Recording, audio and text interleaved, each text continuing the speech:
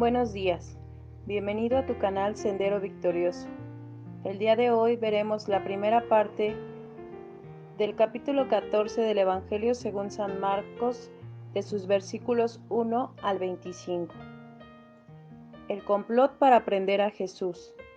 2 días después era la Pascua y la fiesta de los panes sin levadura, y buscaban los principales sacerdotes y los escribas cómo prenderle por engaño y matarle, y decían: no durante la fiesta, para que no se haga alboroto del pueblo.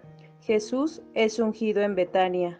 Pero estando él en Betania, en casa de Simón el leproso, y sentado a la mesa, vino una mujer con un vaso de alabastro de perfume de nardo puro de mucho precio, y quebrando el vaso de alabastro, se lo derramó sobre su cabeza. Y hubo algunos que se enojaron dentro de sí y dijeron: ¿para qué se ha hecho este desperdicio de perfume? Porque podía haberse vendido por más de 300 denarios y haberse dado a los pobres. Y murmuraban contra ella. Pero Jesús dijo: dejadla, ¿por qué la molestáis? Buena obra me ha hecho. Siempre tendréis a los pobres con vosotros, y cuando queráis les podréis hacer el bien, pero a mí no siempre me tendréis. Esta ha hecho lo que podía, porque se ha anticipado a ungir mi cuerpo para la sepultura. De cierto os digo que donde quiera que se predique este evangelio en todo el mundo, también se contará lo que ésta ha hecho para memoria de ella. Judas ofrece entregar a Jesús. Entonces Judas Iscariote, uno de los 12, fue a los principales sacerdotes para entregárselo. Ellos, al oírlo, se alegraron y prometieron darle dinero, y Judas buscaba oportunidad para entregarle. Institución de la Cena del Señor. El primer día de la fiesta de los panes sin levadura, cuando sacrificaban el cordero de la Pascua, sus discípulos le dijeron: ¿dónde quieres que vayamos a preparar para que comas la Pascua? Y envió 2 de sus discípulos y les dijo: id a la ciudad, y os saldrá al encuentro un hombre que lleva un cántaro de agua. Seguidle.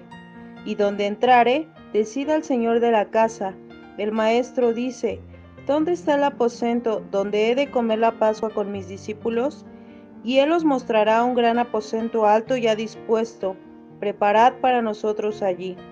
Fueron sus discípulos y entraron en la ciudad, y hallaron como les había dicho, y prepararon la Pascua.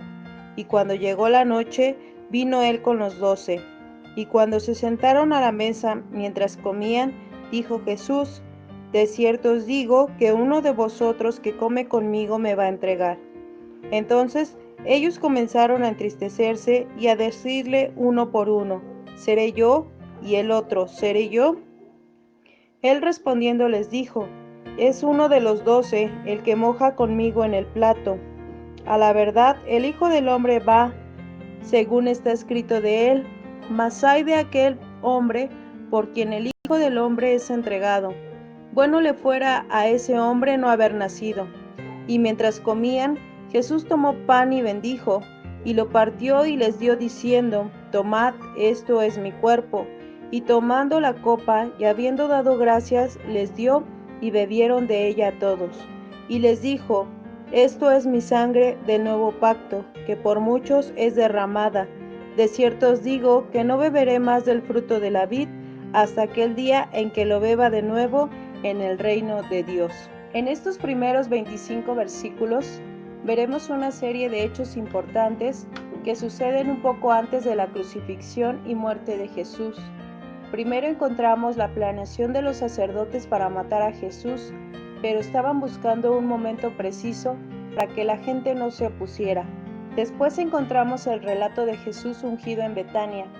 Podemos obtener muchas enseñanzas de este breve relato. Primeramente vemos la gratitud de esta mujer a Jesús. Si comparamos este relato con los demás evangelios, encontraremos que ella era una mujer pecadora, pero que su corazón guardaba una gratitud enorme, pues Jesús le había perdonado sus pecados. Aunque no especificaremos el pecado de esta mujer, lo que sí podemos decir y entender es que nosotros somos similares a ella, pues somos pecadores. Y el día que entendemos lo mucho que Jesús nos ha perdonado, ese día empezamos a amarle más. Entre más sepamos que Él nos ha perdonado mucho, más le amaremos. La aparición de esta mujer en la escritura fue algo que Jesús había dicho que sucedería, pues con lo que acababa de hacer por él era digna de ser recordada para que no olvidemos que ella hizo algo por Jesús. Y el día de hoy, ¿cómo muestras tu gratitud a Dios? La segunda enseñanza que podemos aprender es la actitud de los testigos que estaban ahí. Primeramente la del dueño de la casa, Simón el leproso. Cuando la mujer empezó a derramar el vaso de perfume, lo ungió, se postró, lloró y con sus cabellos secaba sus lágrimas, él pensaba entre sí que si Jesús fuera profeta, sabría la clase de mujer que era. Se refirió a ella de una manera despectiva, y Jesús, conociendo las intenciones de nuestro corazón y nuestros pensamientos, dio una lección a Simón, diciéndole que al que se le perdona más, más ama, y que él, por el contrario, ni siquiera lo había saludado al entrar, ni le ofreció agua para lavar sus pies, ni lo había ungido, y que la mujer actuaba con gratitud y hasta le perdonó sus pecados. Este acontecimiento lo podemos encontrar en el capítulo 7 del Evangelio según San Lucas para complementación de esta cita. Después vemos a los demás testigos, que si el perfume era caro, que si era un desperdicio, que se lo hubieran entregado a los pobres, en fin, murmuraban contra ella, y en la vida te vas a encontrar con personas así, sobre todo cuando haces algo para Jesús. Siempre van a intentar encontrar algo con que juzgarte, pero mientras tú hagas lo que está en tus posibilidades, como Jesús se lo dijo en el versículo 8, esa ha hecho lo que podía. No te preocupes, Dios te lo recompensará grandemente, pero si aún puedes hacerlo mejor, inténtalo, pues Dios merece lo mejor de nosotros. Después vemos el arreglo que Judas hace para entregar a Jesús y llegamos al relato de la institución de la Cena del Señor, en la cual al inicio Jesús le dio una oportunidad a Judas para arrepentirse, pues el amor y misericordia que tiene por nosotros es infinito, pero él desperdició esta gran oportunidad. En esta cena también nos enseñó a recordar ese sacrificio que iba a hacer por nosotros, con el pan entregando su cuerpo y con el vino derramando su sangre para el perdón de nuestros pecados.